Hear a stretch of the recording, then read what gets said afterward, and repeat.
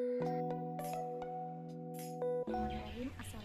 warahmatullahi wabarakatuh. Saya Nur Akifah Rahman dari kelas 3C Prodi Penyuluhan Peternakan dan Kesejahteraan Hewan. Di sini saya akan menjelaskan organ reproduksi yang ada pada ternak jantan dan ternak betina.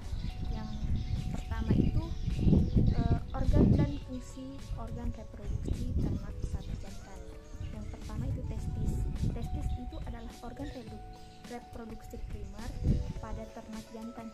Testis dikatakan sebagai organ primer karena berfungsi menghasilkan gamet jantan atau spermatozoa. Yang kedua itu ada epididymis. Epididymis itu merupakan pipa panjang dan berkelok-kelok yang menghubungkan antara fase di eferensia pada testis dengan ductus deferens. Nah, epididymis ini mempunyai 4 fungsi utama. Yang pertama itu pengangkutan, penyimpanan, terus pemasakan dan pengentalan sperma yang ada pada sapi jantan itu. Yang ketiga itu ductus deferens. Ductus deferens itu adalah sepasang saluran dari ujung distal kauna masing-masing epididymis yang ujungnya didukung oleh liputan peritoneum melewati sepanjang korda spermatika melalui kanalis inguinalis ke daerah panggul, di mana kemudian menyatu dengan uretra. Nah, yang keempat itu ada penis. Penis itu organ kopulasi pada ternak jantan, membentang dari titik uretra keluar dari ruang pelvis di bagian dorsal. Nah, penis berfungsi sebagai alat kopulasi dan jalan keluar air mani pada waktu ejakulasi dan mendeposisikan air mani pada alat kelamin betina. Selanjutnya, organ reproduksi yang ada pada ternak betina. Yang pertama itu ovarium. Ovarium itu organ primer reproduksi pada betina, berfungsi sebagai memproduksi ovum penghasil hormon estrogen, prosterogen dan inhibin. Yang kedua itu ovidak. Ovidak itu berfungsi sebagai saluran yang bertugas untuk menghantarkan sel dari ovarium ke uterus. Nah, fungsi ovidak itu yang pertama menerima sel yang diovulasikan oleh ovarium. Yang kedua transport spermatozoa dari uterus menuju tempat pembuahan. Yang ketiga itu tempat spermatozoa adalah tempat pertemuan antara ovum dan spermatozoa atau fertilisasi. Yang keempat itu tempat terjadinya kapasitasi spermatozoa, dan yang kelima itu memproduksi cairan sebagai media pembuahan dan kapasitasi spermatozoa, dan yang keenam itu transport yang telah dibuahi zigot atau zigot menuju uterus. Nah, yang ketiga itu uterus. Uterus itu struktur saluran maskuler yang diperlukan untuk menerima ovum yang telah dibuahi dan dari perkembangan zigot. Yang pertama itu fungsi uterus adalah saluran yang dilewati zigot. Terus yang kedua itu tempat terjadinya implantasi. Yang ketiga tempat pembuahan dan pengembangan embrio. Yang keempat berperan pada proses kelahiran.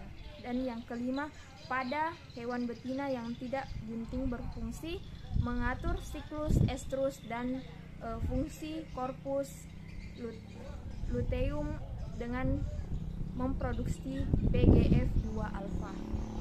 Selanjutnya ada vagina. Organ reproduksi vagina itu berfungsi sebagai alat kopulasi dan tempat sperma dideposisikan. Berperan sebagai saluran keluarnya sekresi serviks. uterus dan oviduct, dan sebagai jalan peranakan dan proses beranak. Yang keenam itu ada vulva. Vulva itu merupakan alat produksi hewan betina. Bagian luar vulva terdiri dari dua bagian. Yang pertama itu labio mayora dan labio minora. Yang ketujuh itu ada klitoris. Klitoris itu alat reproduksi betina, bagian luarnya terletak pada sisi ventral sekitar 1 cm dalam labia. Fungsi dari klitoris ini membantu dalam perkawinan. Selanjutnya kita bahas tentang hormonal dan fungsi hormonal reproduksi ternak sapi jantan dan ternak sapi betina. Yang pertama itu gonadotropin releasing hormone atau GnRH, dihasilkan di hipotalamus, tepatnya di median eminence, ventromedial nucleus dan ventromedial nucleus. Berfungsi sebagai hormon releasing, yaitu hormon yang berfungsi mempengaruhi kelenjar lain untuk memproduksi hormon tertentu. Yang kedua itu ada prolactin releasing hormone atau PRH, dan prolactin inhibiting hormone atau PIH. Kedua jenis hormon ini diproduksi di hipotalamus dengan fungsi yang berbeda. Yang prolactin releasing hormone atau PRH itu berfungsi dalam memberikan pengaruh kelenjar pituitari agar melepas hormon prolaktin, sedangkan prolactin inhibiting hormone itu berfungsi sebagai sebaliknya, yaitu memerintahkan kelenjar pituitari untuk menghambat pelepasan prolaktin. Nah, yang selanjutnya itu yang ketiga ada luteinizing hormone atau LH, berfungsi utama dalam proses lutealising, sehingga LH sangat penting dalam ovulasi pada ternak betina. Yang keempat itu ada follicle stimulating hormone atau FSH, hormon yang berfungsi utama dalam proses perkembangan folikel atau folliculogenesis pada ternak betina dan spermatogenesis pada ternak jantan. Selanjutnya ada estrogen. Estrogen adalah hormon yang dihasilkan oleh folikel di graf di ovarium. Fungsi estrogen adalah perkembangan organ genital betina, memicu birahi sebelum terjadi ovulasi, penebalan endometrium, serta terlibat dalam persiapan kelahiran atau partus. Yang keenam itu ada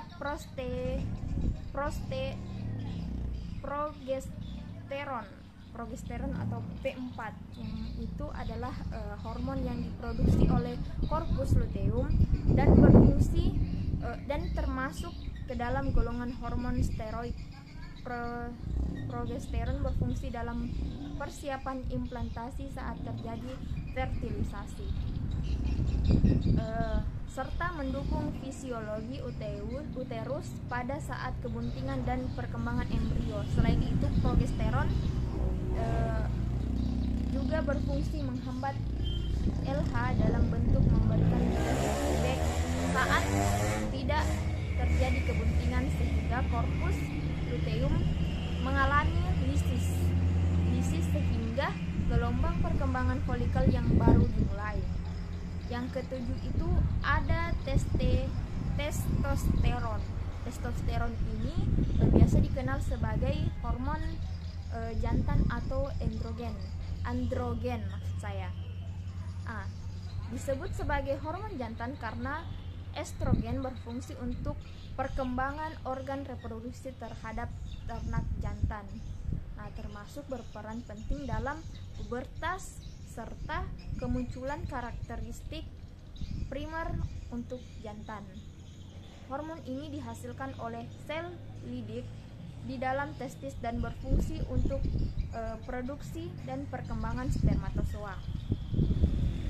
Itu saja penjelasan organ reproduksi dari ternak jantan dan ternak betina serta organ dan hormonal dari ternak jantan dan betina. Terima kasih atas waktunya. Assalamualaikum warahmatullahi wabarakatuh.